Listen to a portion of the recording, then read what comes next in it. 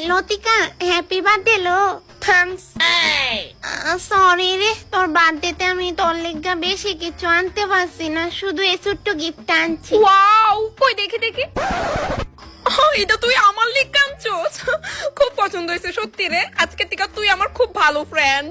জানোস তোর এই গিফটটা দেওয়ার লিগা আমি পুরো 1 বছর ধরে কষ্ট করে টাকা জমাইছি।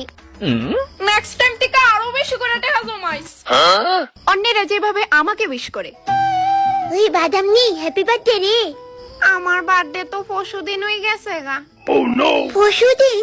আমি তো জানতাম আজকে তোর বার্থডে।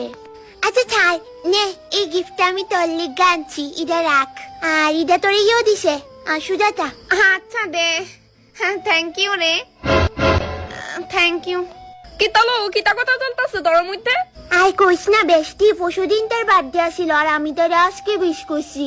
কিতা বার্থডে কার?